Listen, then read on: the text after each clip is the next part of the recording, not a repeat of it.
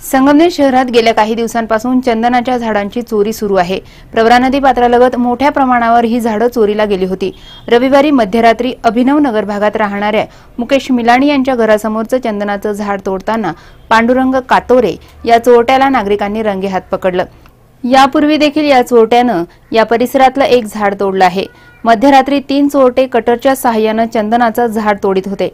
कटरचा बाहेर आवाज येत असल्यानं नागरिकांनी हा प्रकार पाहिला। आरडाओरड केल्यानंतर चोरट्यांनी या ठिकाणाहून धूम ठोकली। 2 चोरटे पळून जाण्यात यशस्वी झाले, मात्र पांडुरंग कातोरे या चोरट्याला मिलाणी यांनी रंगेहात पकडलं। या घटनेविषयी मुकेश मिलाणी यांनी सविस्तर माहिती दिली आहे। चोर म्हणजे चंदन चोर म्हणून आले होते। चंदन झाड चोरण्यासाठी आले होते। रात्री 12:30-1 दरम्यान अभिनव नगरमध्ये आले होते। काय केलं मग? त्याच्यानंतर आम्ही त्यांचा पाठलाग केला, मी व माझ्या मुलाने बाईकवर, आणि पुरण रोडच्या टर्नला त्याला आम्ही एकाला पकडलं। त्यानंतर 2 जण पळून गेले।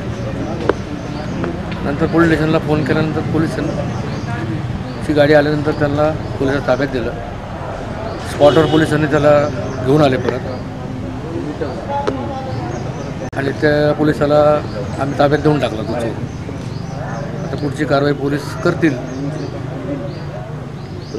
पण पोलीस हा मित्रच असतो आपला जनतेचा, आणि एवढं संगमनेर शहरात 70-80 पोलीस त्या अख्ख्या शहराला काय बोलणार आहे। संगमनेर शहर पोलिसांनी या घटनेसंदर्भात गुन्हा दाखल केला असून अन्य दोघांचा शोध सुरू आहे। सी मूव्हीज अँड न्यूजसाठी प्रतिनिधी बाबासाहेब कडू, संगमनेर।